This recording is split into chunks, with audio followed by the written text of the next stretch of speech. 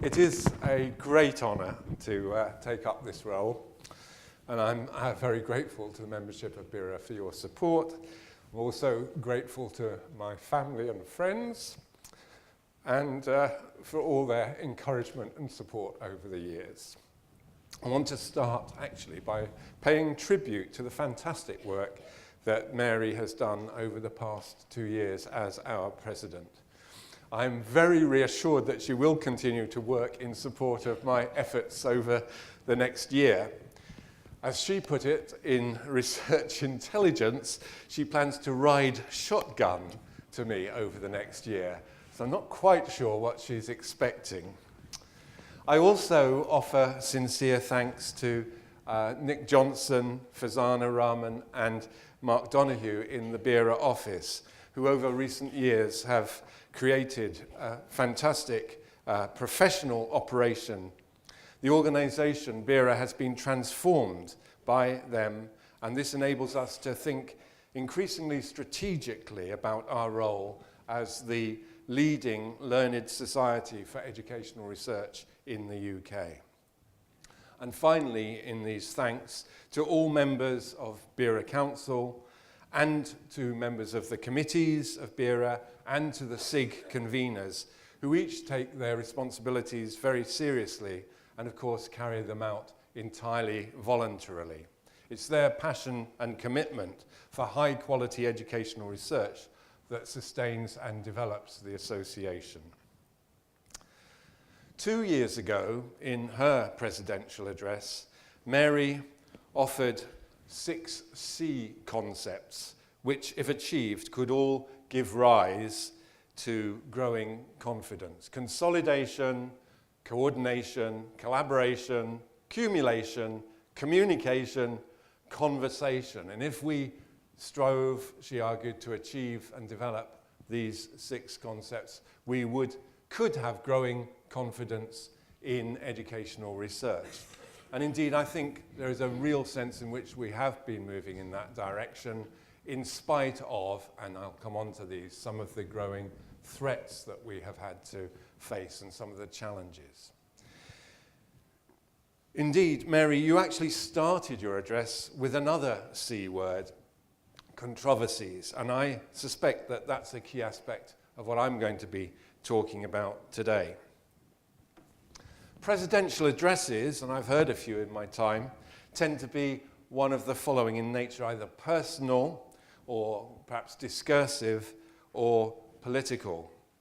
And although drawing on the personal from time to time, as you'll hear, I think this will be mostly about the political, as you might have guessed from the title, What's to be Done?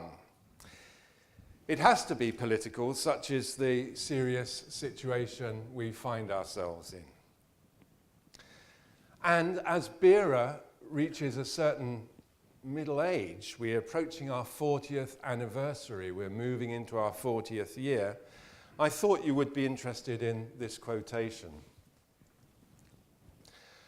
The last 40 years in the educational world have been characterized by an increasing readiness to apply the methods of research to the solution of educational problems, to base policy upon the results of investigations, and to seek information about actual conditions and needs both in schools and in the adult community. Well, that wasn't written yesterday. You may have guessed, I may have misled you a bit. This is not about the last 40 years at all. It was written in 1946 from a publication called Research and the Basic Curriculum, written by one Charlotte Fleming. And thanks to Gary McCulloch for identifying that person. But I found it actually in a publication, another publication, this one here, called The Impact of Research on Policy and Practice in Education. This was written in 1980 by 2 of our former presidents, the late John Nisbet and Patricia Broadfoot. And we should, in passing, note that since we last assembled at our annual meeting, John Nisbet sadly died just a few weeks actually after the last conference. He was the very first BERA president. We have much to thank him for, and it's hoped that we'll be establishing a memorial award in his name with the support of his family. And fittingly, it was Patricia who wrote the obituary to John in Research Intelligence. I'll be returning to this publication later on when I come to the topic of impact. But just to note that at this stage that it's not actually a new concept, although it's taken on a rather particular meaning in the UK in the last 4 or 5 years. However, the main themes of this address, and which I'll be largely structuring it around, are these.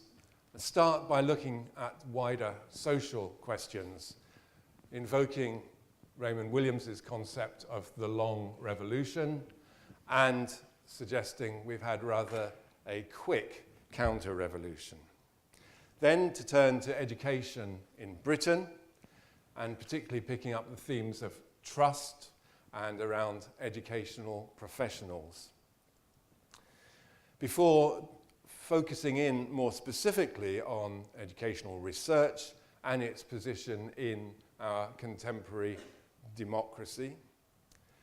Finally, finishing with some thoughts about the obligations and responsibilities that we will be facing in BERA. The themes will interconnect and overlap and be informed by temporal and spatial perspectives. History and geography are important. So, what is going on? When Raymond Williams wrote about the Long Revolution, the process through which decades of slow struggle for the emancipation of working people in Britain was leading to the establishment of a well-educated democratic society. In his book, which was published in 1960, been recently republished, he was extremely prescient. It's a question, he said, of whether we can grasp the real nature of our society or whether we persist in social and educational patterns based on a limited ruling class, a middle professional class, a large operative class cemented by forces that cannot be challenged and will not be changed. The privileges and barriers of an inherited kind will, in any case, go down. It's only a question of whether we replace them by the free play of the market or by a public education designed to express and create the values of an educated democracy and a common culture. Well, you see which way it went since 1960. Even Raymond Williams might have been surprised by the speed, the rapidity of the counter-revolution, which did indeed bring the free play of the market to bear. That quick counter-revolution gathered pace during the years of Thatcher and Reagan and was firmly established under Blair, Bush and Clinton and has been exacerbated by the financial crisis from 2008 onwards. And actually, Raymond, in your memory, what we see is not a simple free market. We see a complex web of connections between the market and the state, with governments seeking to create opportunities for private business to invest and gain from in their investment in public provision. Those of you who have not read Williams's chapter in The Long Revolution on education, I urge to do so. In that chapter, through an historical analysis, he shows how the struggle between various social forces in Britain were leading to the gradual emergence of an education system that might be inclusive and transformative, underpinning the broad process of democratization. The three forces he identified, he called the old humanists, the public educators, and the industrial trainers. These seem to me to be continuingly relevant concepts in the forces that drive education today. The old humanists, Williams characterized as people concerned with the cultural purposes of education, the perpetuation and development of culture. The public educators were those concerned with the democratic citizenship function of mass public education. And the industrial trainers were those who saw the priority for the education system as being about serving the economic needs of society. These strands, these three strands, are still there in the discourse around education we see now, in spite of the radical restructuring that's taken place, and I think remain extremely helpful in analysing the ideological positioning of politicians. For example, a more recent perspective. Some of you will immediately recognise this. I agree with your clear recommendation that we should define the aims of the curriculum. We need to set ambitious goals for our progress as a nation. And we need clear expectations for each subject. I expect those aims to embody our sense of ambition, a love of education for its own sake, respect for the best that has been thought and written, a misquote of Arnold actually, appreciation of human creativity, and a determination to democratize knowledge by ensuring that as many children as possible can lay claim to a rich intellectual inheritance.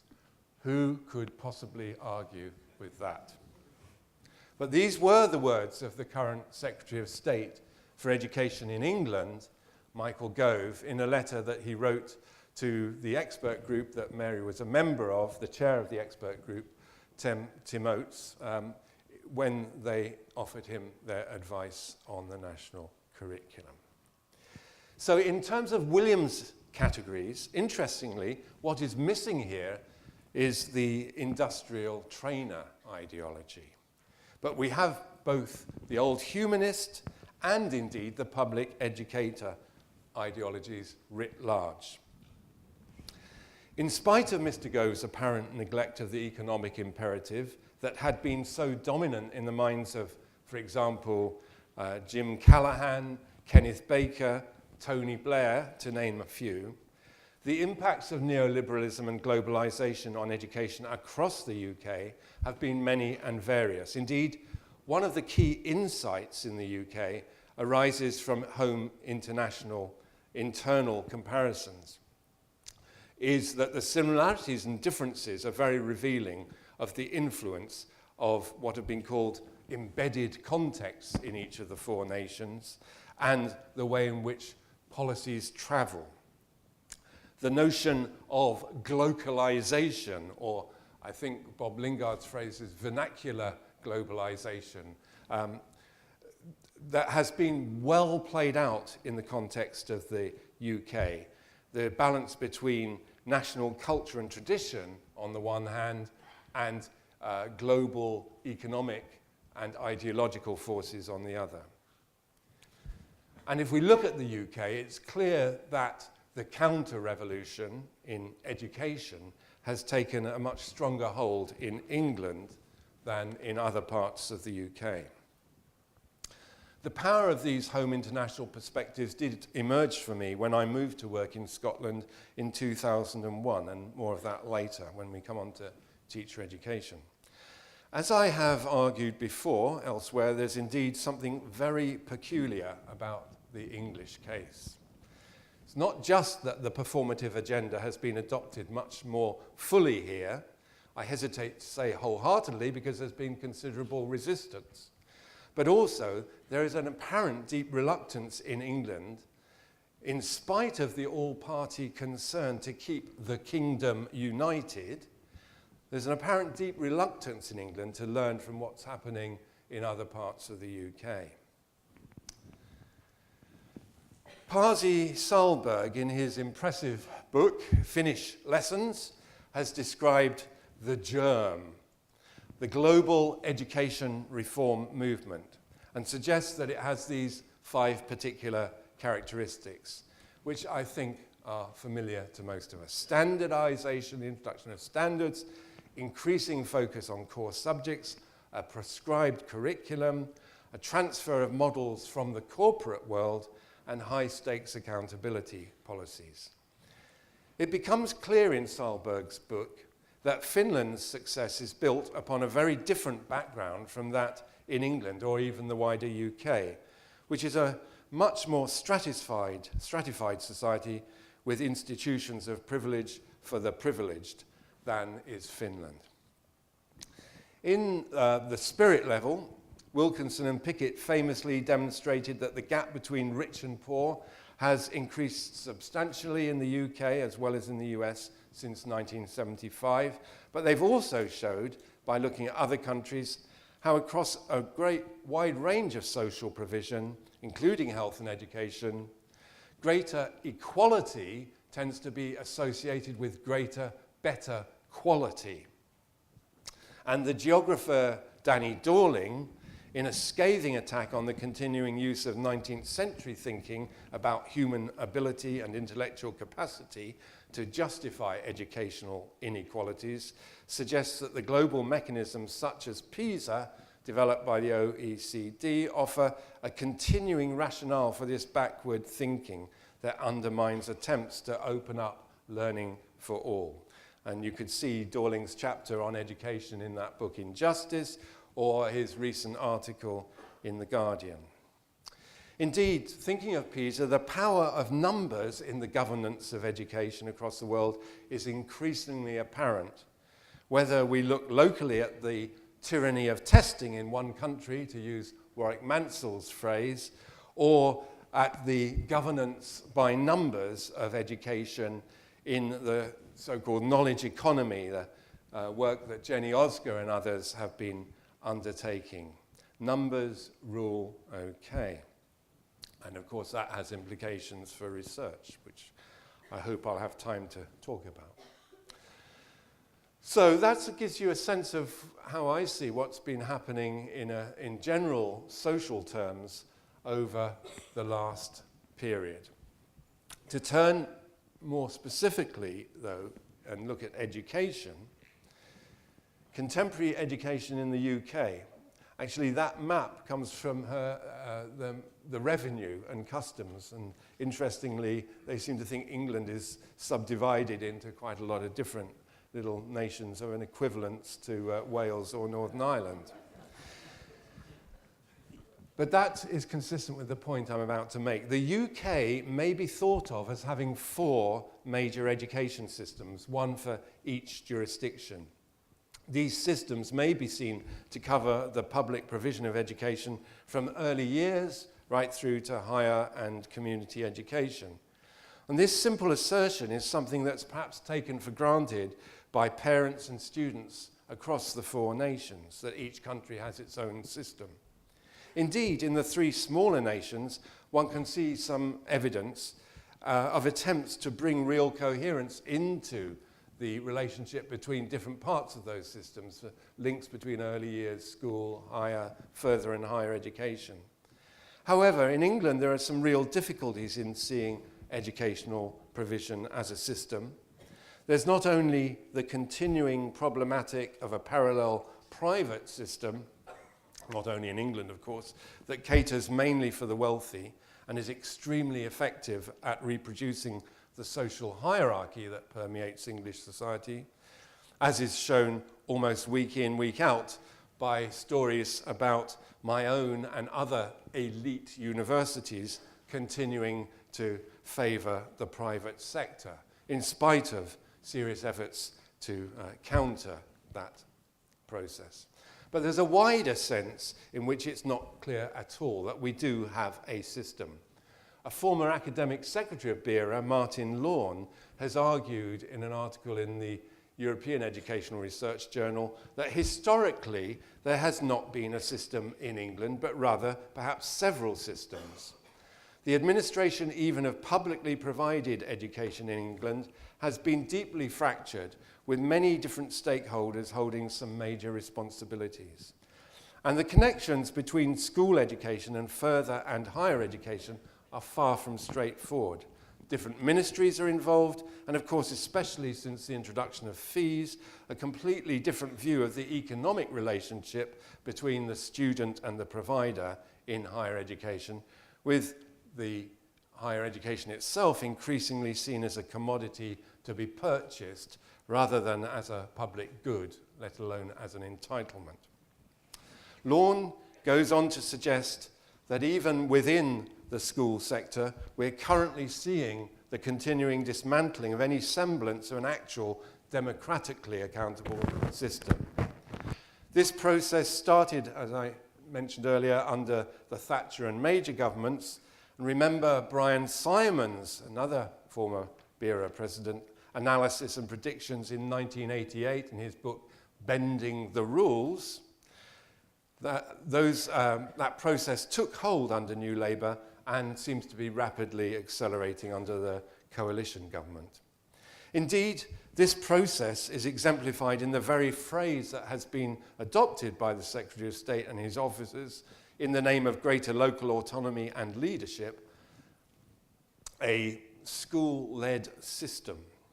This was the phrase that was the focus of an event at the National College for Teaching and Leadership earlier this year. Let us just pause and consider what it means, a school-led system. How many schools in England? Well, according to the DFE, we're talking about some 24,328, of which about 22,000 are state-maintained, if you know what I mean. That phrase doesn't ring so easily these days. So this school-led system is actually led by more than 20,000 institutions. Images of Hydra pale into insignificance. If this system is led at all, it's actually led, I suggest, from the centre. Local democracy has been taken largely out of the governments of education in England, and our colleague at Oxford, Richard Pring, has gone so far as to suggest, paradoxically, that what we're actually seeing for the first time is genuine state schools in England, directly managed by the state. Although, of course, Stephen Ball has argued the exact opposite. We are seeing the dismantling of state schooling. I've already alluded to the significance of data in the current governance of education. And it's part of Martin Lorne's thesis that actually this virtual world of performance data is the closest thing to a system that we currently have within education in England. And of course, this puts two other processes at the fore: the assessment system and the inspection system, each of which, whatever their respective faults, do indeed claim to have a universal and consistent set of measures at their core. It is these kind of safeguards that facilitate the view that we do have some kind of national system in England, and similar ideas apply elsewhere in the UK. But there's another tool that governments use to sustain the legitimacy of their interventions in education. And this has become increasingly apparent in Western societies over the last few years. That's the promotion of slogans and labels, brands even, that capture the public imagination. We are now having education branded. The obvious example comes from the USA, or one obvious example: No Child Left Behind. In Scotland, we have Curriculum for Excellence. And in England, we've had Sure Start and Every Child Matters. And of course, the current catchphrase, is closing the gap. These are all phrases that you cannot argue with. They all aspire to improve education, especially for the most disadvantaged. And yet, they are all phrases, metaphors indeed, that have conceptual difficulties, if not flaws. Of course, it's not that these inequalities and relativities are not acknowledged in contemporary politics, rather they are the very essence of the discourse. Most notably, we have this current rhetoric of closing the gap. In various forms, we have this in all parts of the UK. In Scotland, there's been talk for a long time about persistent underachievers. In England, we have the notion that every school child should have the opportunity for the kind of education experienced by the most fortunate. And a paper that I have co-written with Liz Todd and Georgina Glennie is part of a symposium on poverty and teacher education being presented on Thursday morning, where I consider this at more length. But just to get to grips with this closing the gap, at the risk of, agitating you, let me give you rather a long quotation. This is only half of it, the other half coming in a moment. Our schools should be engines of social mobility, helping children to overcome the accidents of birth and background to achieve much more than they may ever have imagined. But at the moment, our school system does not close gaps, it widens them. Children from poorer homes start behind their wealthier contemporaries when they arrive at school, and during their educational journey, they fall further and further back. The achievement gap between rich and poor widens at the beginning of primary school, gets worse by GCSE, and is a yawning gulf by the time far too few sit A-levels and apply to university. We go on. This injustice has inspired a grim fatalism in some, who believe that deprivation must be destiny. But for this government, the scale of this tragedy demands action, urgent, focused, radical action. Other regions and nations have succeeded in closing this gap and in raising attainment for all students at the same time. They have made opportunity more equal, democratized access to knowledge, and placed an uncompromising emphasis on higher standards, all at the same time. These regions and nations, from Alberta to Singapore, Finland to Hong Kong, Harlem to South Korea, have been our inspiration. Many of you will know where this comes from. It's from The Importance of Teaching, the 2010 white paper from the coalition government. And this is from Michael Gove's Forward.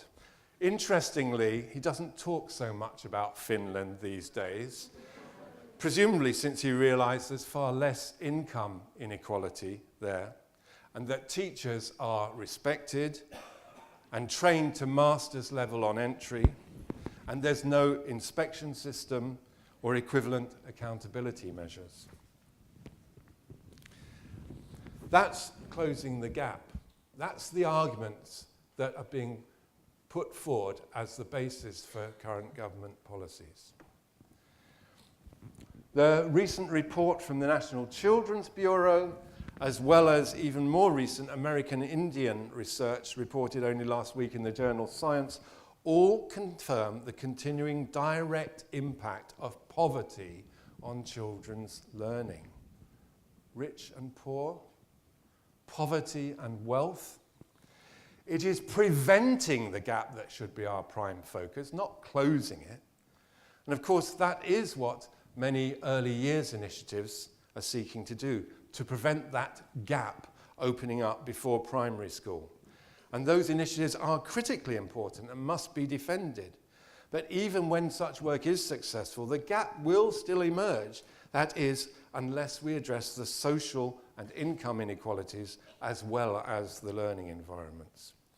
And apart from the early years initiatives, the most significant attempts in education to close the gap under this government is almost certainly the pupil premium. And where that's being used carefully, it's certainly securing some improvements for some learners in some schools. But it will not eliminate the gap.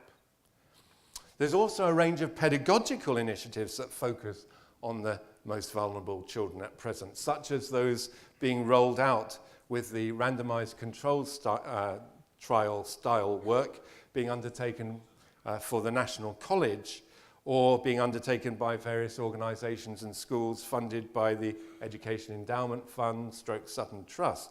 Again, these may have a very positive impact for the recipients of those initiatives, but they do not address the underlying causes.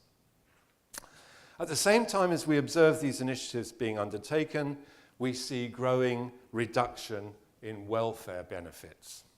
We saw in a recent report from the RSA what the serious impact of moving school during a school year may be on children's learning. And we know that some children in the lowest income families are having to relocate because of the so-called bedroom tax, which this government has introduced under its social legislation. Who at present is connecting that research about the impact of school movement during the year with government welfare policy? Similarly, if we turn to higher education and consider the patterns of entry, we begin to see some very perverse effects of a range of policies. The interaction of the new fees regime with widening participation initiatives is continuing to cause difficulty. In a small-scale research project in the city of Oxford, which I'm currently engaged in with my colleagues Anne Edwards and Patrick Alexander, we've been talking with some Year 9 secondary school pupils about their aspirations. We had a very interesting symposium on aspirations in this room earlier today.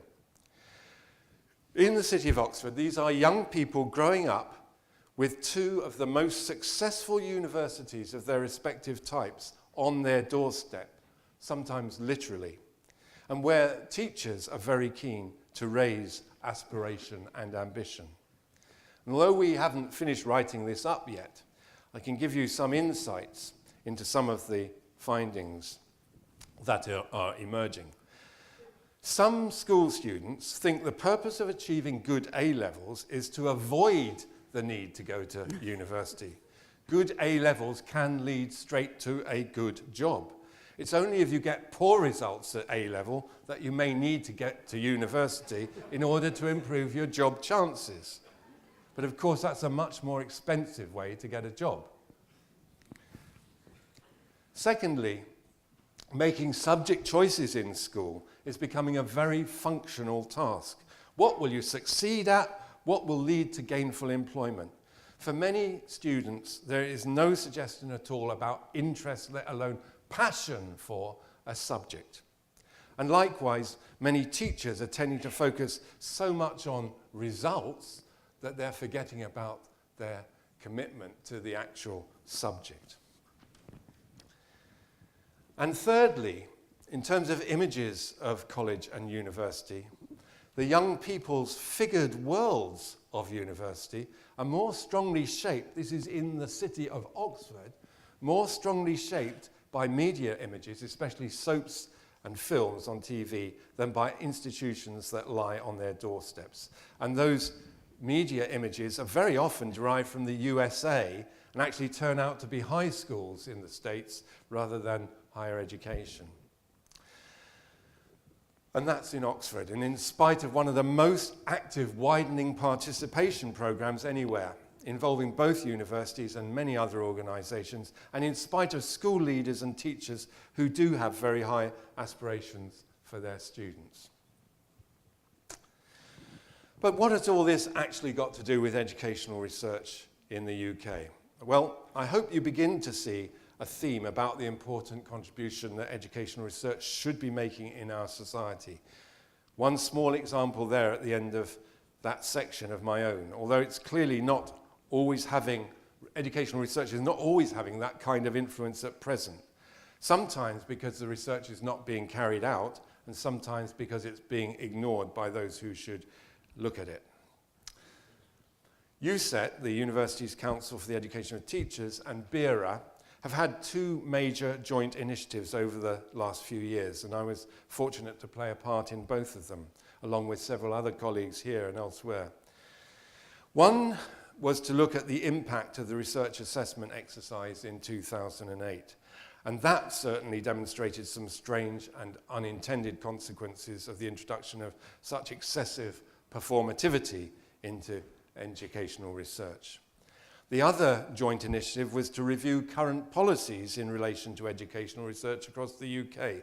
This was actually prompted by anxieties arising from the Coalition's white paper, The Importance of Teaching. That working group was chaired by another former BERA president, Jeff Whitty, and led to a report published early last year. In brief, the study revealed major threats to educational research capacity across the UK. One of the particular concerns to emerge was about the possible impact of major reforms in teacher education policy and practice, which it was feared could severely reduce research capacity in university departments of education.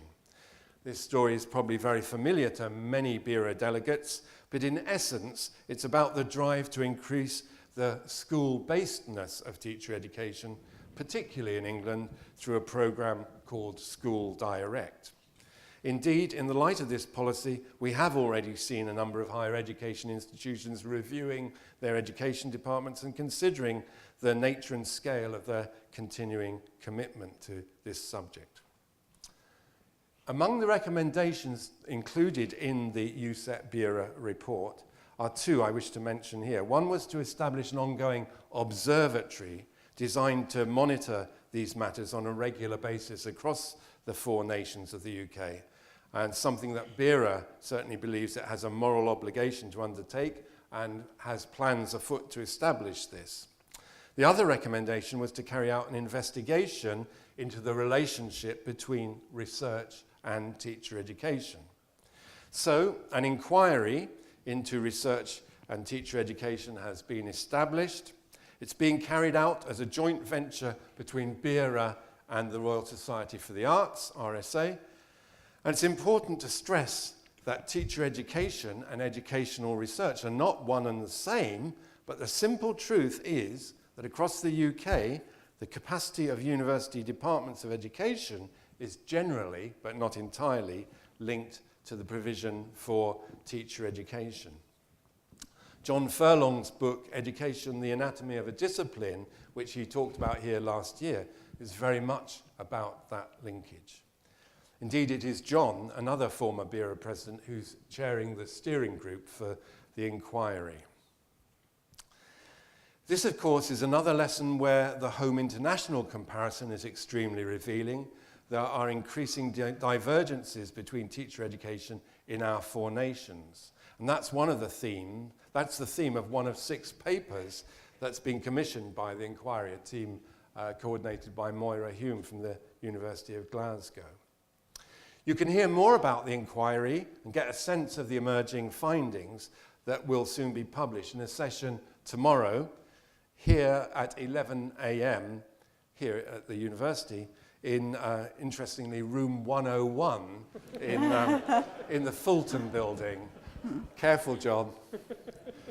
If you've not already done so, I also urge you to read the most recent issue of Research Intelligence, which has teacher education as its theme and includes a range of very stimulating articles. The profession of teaching started to become a key political issue in the mid-1970s after James Callaghan's famous Ruskin speech. It was followed by Keith Joseph's white paper on teaching quality, which in turn led to a succession of circulars, government bodies, standards, inspection regimes, together with pay and condition reforms, which have led to the profession being subject to major transformation. And that's not to mention curriculum and assessment reform, or the more recent overhaul of school funding and governance arrangements, all of which have had an impact on teachers. Again, these processes have been most radical in England, but have had their effects across the UK.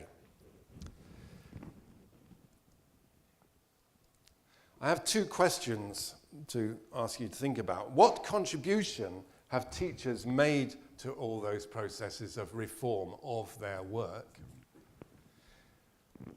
And what part has educational research played in all those reforms? Well, in answer to the first question, and again by comparison with Finland, we see a regrettably low level of involvement, indeed of trust in teachers. The superheads, the knights and dames, have been feted, and many have provided inspiring leadership. But teachers' voices have not played a significant part in policy developments, and too many members of the profession continue to feel undervalued. But the answer to the second question, also is rather depressing. We have not been as successful as a research community as we should have been in influencing policy. And if we tie the two questions together, we have not been good at demonstrating or even identifying the connection between a strong research underpinning and high-quality teaching. Indeed, we could perhaps be accused of a complacent assumption that the two are intimately linked. And that's what the BERA RSA inquiry essentially is investigating. The very interesting exploration of the creation of a Royal College of Teaching, which you may remember John Coles spoke about at BERA conference last year, is an important and potentially very valuable development about building the status and respect for the teaching profession, and one which BERA is planning to cooperate with. Now, I have a section in this talk which is about the nature of educational research. I've talked about the capacity and the concerns we should have for the capacity, but we do at present also face some challenges about the nature of educational research. And I'm going to skip briefly over this section where I talk about the way in which a particular approach to educational research seems to be highly favoured by the current government, and that is the randomised controlled trials. Very important part of the educational research armoury, but far from being the only part of that armoury. And if they are the only basic part of the armoury, they will lead us not to greater understanding of educational processes, even if they do help us understand or see what works in a rather simple way. Now, this is problematic because part of the government drive to introduce RCTs is about involving colleagues in schools in those research processes, something that BERA has always been committed to, the engagement of practitioners in educational research. And indeed, that is why we have to work with these initiatives at the same time as reminding the wider world that this is only one form of educational research. Indeed, when BERA officers recently met research staff in the Department for Education, we were actually delighted to hear of their big commitment to what they called evidence-based teaching. This actually enabled us to draw their attention to the long tradition of teacher as researcher in these countries, in the United Kingdom. Or indeed, the notion of teachers as knowledge creators. We referred to the work of Lawrence Stenhouse, which broke new ground in the 1970s, around the time of the establishment of BERA, in fact, and has been very influential on many BERA members. But evidence-based teaching, or teacher as researcher, does not imply a one-model-fits-all approach. RCTs may be an important part of the research repertoire, but they are certainly not sufficient. We really do need research that can explore educational processes in depth, as well as inputs and outputs. Some of us are old enough to remember when this lesson was first learned in the 1970s. It would be a great shame if we were to abandon the full range of approaches in our work, or indeed to be forced to engage with what in the States was called the paradigm wars of a couple of decades ago in educational research. Next year, we'll see the emergence of the results of the Research Excellence Framework. Our colleagues on the education sub-panel who will be evaluating the submissions have the two incredibly difficult tasks of both ensuring consistency and fairness within the education unit of assessment, but also of ensuring fairness for the treatment of education in comparison to the other 35 units of assessment. Not easy, as we know from the accounts offered by the chair of the 2008 RAE sub-panel. And we have this new factor of impact. Impact templates are being completed around the country as we speak. They are pulling people away from this conference. Impact case studies have been prepared, actually, which we anticipate will provide excellent evidence of how British educational research has influenced policy and practice. Indeed, this should provide a good source of evidence for promoting awareness of why this community and its work are so important in the quality of educational provision for learners in all phases and contexts of education. As I indicated earlier, this is not a new issue. Nisbet and Broadfoot wrote about it 33 years ago. And they saw it then as not a simple, linear matter. It's a complex interaction between research and policy and practice. It's not a simple thing to give an account of.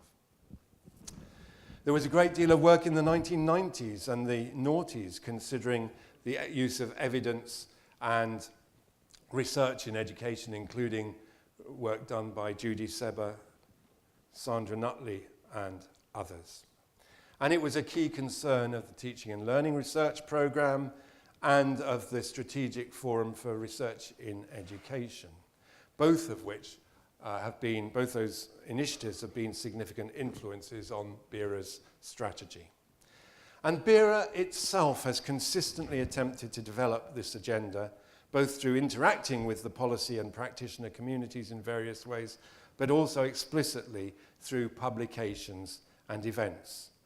Just published on our website and available to all of you in your conference bags is this worm. We had germ earlier, this is worm. Why educational research matters.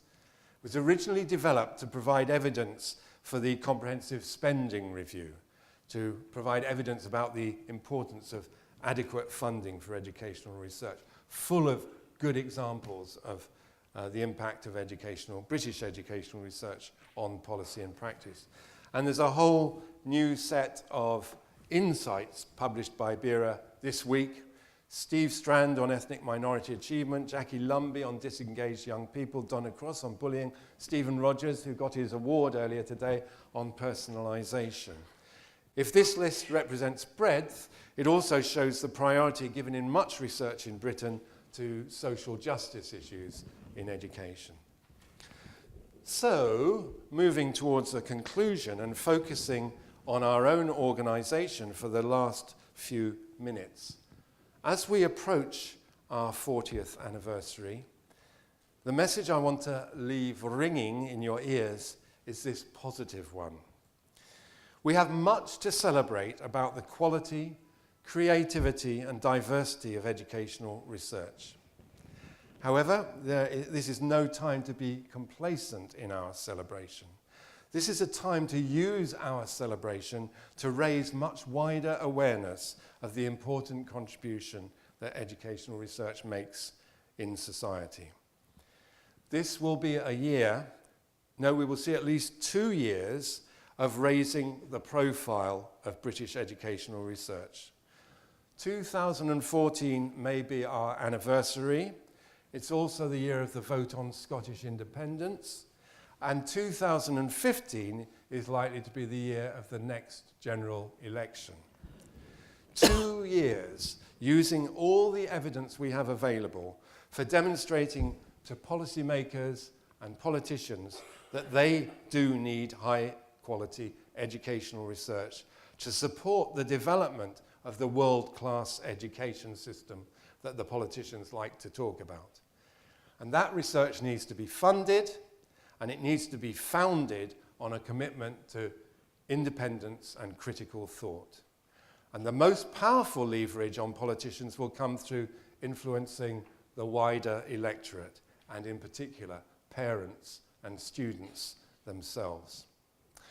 But this is also the time for a new drive to bring in teachers and lecturers who are undertaking pedagogical or other educational research, in line with those very DFE and NCTL initiatives that I've mentioned earlier, and equivalent developments elsewhere in the UK, and the growing professional commitment we see in many teachers and lecturers' organisations to research-based approaches.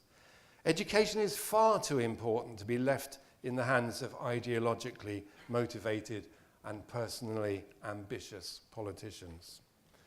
In Austria, where I worked recently, a 2/3 majority is required in Parliament for any change in education legislation. They recognise that you cannot keep turning the system over and over. While that can create inertia, it also tends to prevent the worst excesses. So, the strength of educational research in the UK depends on what? Well, it depends on the capacity in the system, it depends on the quality of the work, it depends on the diversity of the work that's being carried out. And diversity has several meanings there. It has about social diversity, methodological diversity, has diversity across all aspects of education, early years through to further, higher, community, adult, and informal education. And the development of theory as well is important as much as the direct application of research to policy and practice. So although much of what I've been saying is about impact because of the current concern, we cannot have the development of educational research without the development of theory. But who's doing this? Well, yes, the universities, yes, and a growing number of independent organisations, yes, government departments and local government departments such as they still exist, teachers and lecturers, both individually and through their organisations, including the unions, the general teaching councils in the 3 parts of the UK where they exist, and the proposed Royal College of Teaching. They all have a part to play. And BERA itself. Through its 29 at present SIGs, special interest groups, through its journals, the British Educational Research Journal, the British Journal of Educational Technology, the Review of Education, Curriculum Journal, and Research Intelligence, as well as other publications, through its international links, and we've got several of our sister organisations represented here today, through events and conferences, through, if you heard Mary talking earlier, through the integration of the British Curriculum Foundation into BERA, through media engagement, through dialogue and communication. Or if we do all of this, we can provide a strong counterbalance to the politicisation of education through carefully presenting independent and critical research that's both evaluative of current policies and practices, but also aspires not only to lead improvement, but to generate fresh thinking and to have a humanising influence. There are real opportunities for extending the reach of BERA and for playing a significant part in ensuring that education developments are well informed. We must continue to produce research of high quality that is recognised as such around the world. Yes, there will continue to be worries about the availability of resources for our endeavours and the way in which they are distributed, but we must play an active part in shaping educational thinking and educational policy and practice in our society. We do need, indeed, to influence the public perception of educational research. As an organisation, BERA, we are likely to be issuing more public statements and organising more press and media outputs. We know there are risks involved in this, both external risks, as we saw in the case of the famous 100 letter about the national curriculum earlier this year, but there are also internal risks. We do have a broad membership with differing views, and membership includes many from overseas as well, so it's not always going to be easy to judge or even to achieve a consensus view, but we have a duty to make the existing evidence more widely known. So, I hope all of you in your respective roles and positions will play your part. If you are not a member of BERA at the moment, please join. And you can play a part more actively in this work. If you're not a member of BERA, look for people with a blue badge and ask them about how easy it is to become a member of BERA and all the benefits that you will get from that, apart from being part of a large organisation that seeks to have a positive influence on educational research. So I hope you'll all play your part and help in the active promotion of educational research as we enter our 40th anniversary year. And we will have special issues of journals. There are the history projects, which I hope you all know about already. We're planning to launch an annual BERA lecture. There will be regional events, and we will reconvene in 2014 at our annual conference to celebrate 40 years of educational research in the UK.